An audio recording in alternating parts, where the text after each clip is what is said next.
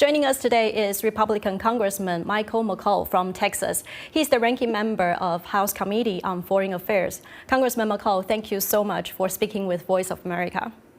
No, thanks to you. Thanks for having me. I would like to start off the report you have been working on for more than a year, the investigation report on the origins of COVID. The lab leak theory was highlighted in your previous report last September, and now in a new report, it further points out it's time to dismiss the wet market as the source of the outbreak. Based on what you have seen and what kind of new evidence that leads you to think it's more likely than not that the coronavirus emerged from a lab leak accident? Yeah, well, last September, our report came out. We said it was a possibility. Now I believe there's a preponderance of evidence that it was manufactured in the lab and it leaked, most likely accidentally.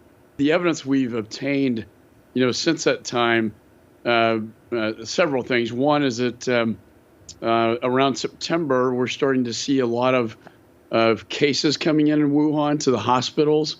The Wuhan lab actually took their database offline in September, obviously trying to cover it up. We saw the head of the POA, Kim Bio General, literally taking over the lab in 2019.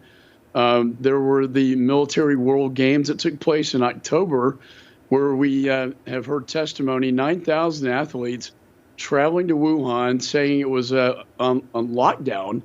And then many of these athletes leaving Wuhan with flu-like symptoms consistent with COVID. In addition, we had 3 of the researchers at the lab hospitalized with flu-like symptoms. Finally, it's pretty clear now with open source documents and papers that were written by this Dr. Shi, or the Bat Lady, with Peter Daszak, that they were involved in this gain-of-function genetic manipulation, attempting to create a very harmful, dangerous SARS-like virus that they could then develop a vaccine for. And then we had State Department cables warning about the safety protocols that were not taken at the lab. We've also found out that this should have been done at a BSL-4, but it was done at BSL-2 and 3 labs, not really sufficient to safeguard. And then finally, the WIV zone director was raising questions about the safety of the lab in September. And then you see millions of dollars being put into the system for additional security measures and to basically air purification, wastewater treatment. It's just very compelling when you look at all the circumstantial evidence in this case. Without China's cooperation and transparency, do you believe a WHO-led international investigation can really get to the bottom of it?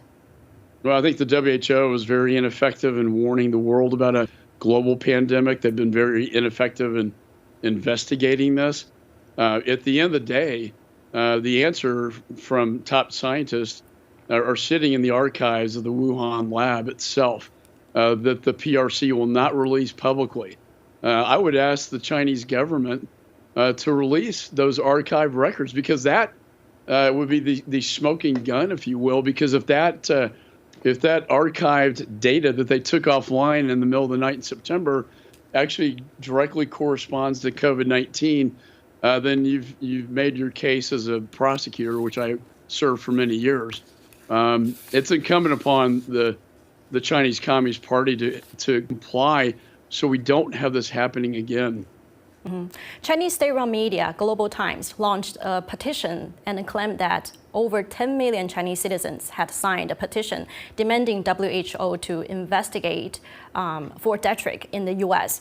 What's your take on China's rejection and their new narratives on COVID origins? Well, they're going to lie and say it was the United States military or blame it on the United States. It's absolutely false. I've looked at a lot of the geospatial satellite data. Something was happening in Wuhan, and according to the athletes that came in that testified about the conditions there and actually contracting a SARS-like virus, and taking it back. That was the first super spreader, was actually in September. But they're going to lie about this. And the truth does lie in those archive records, which they probably will never release that. We know they detained the doctors to silence them. We know they destroyed lab samples the cover-up was extraordinary. And, you don't, being a prosecutor for many years, you don't cover up something this extensively unless you got something to hide and you're doing something wrong. I can tell you this did not come out of the United States. I think it's very clear, and even Dr. Fauci will tell you it came out of Wuhan. Mm-hmm. President Biden actually ordered a 90-day review by the intelligence community. And has the Congress been informed about the latest of the investigation? No, they have a timetable, we think, by the end of August. I would hope that report would be shared with the Congress. And I know some of this will be classified. My report has a classified annex to it. But I would hope our intelligence community will work with members of Congress really just to get to the truth. And I think they're going to be taking a look at my report and hopefully, in their assessment about what happened. They were taking specimens from bats 1,000 miles away, where a lot of these SARS cases came out of originally, back in 2004.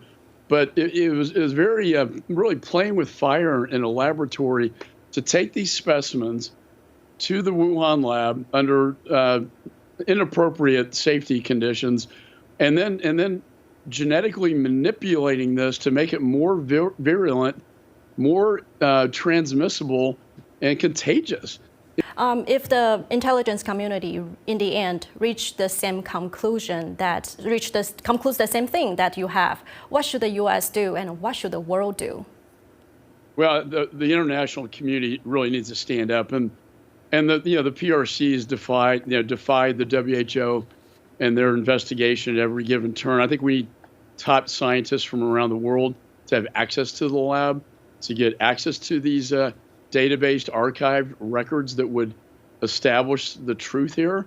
And I think the United States we should be looking at sanctions against Dr. Shi and those involved in this very deadly experiment that was taking place, and they need to be held responsible. You stated before that this whole episode of pandemic really caused America to take a sober look in our relationship with China.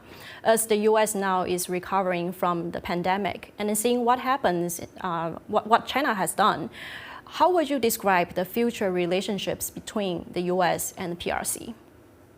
Well, it's very tense. I talked to, Secretary James Baker. Back in the day, we tried to bring China into the family of nations as a responsible partner. And we tried to work with them to hopefully they could move towards a democracy. And you know what? As he told me, it just didn't work. And here we are, decades later. They have a second largest economy, the greatest global challenge to the United States and our allies, both from an economic standpoint and military standpoint. Their Belt and Road Initiative is across the globe. And I think, to your point, COVID woke the American people up. They didn't realize, by the way, that we were so dependent on medical supplies coming out of China, or they cornered the market on rare earth minerals, or the advanced semiconductor chip, the Chips for America Act, so we can produce more of these chips that are in everything from your iPhone to the F-35, and to protect our national security here in the United States. These are things that we are looking at in the Congress, and we're also looking at capital flows that come out of the United States and directly fund the PLA itself from the United States. And then finally, the idea that we have American taxpayer dollars going into the Wuhan lab to fund this very dangerous research. I think most Americans didn't know that or understand it, and they don't tolerate that. Mm-hmm. And that concludes our interview today with Congressman McCall. Thank you so much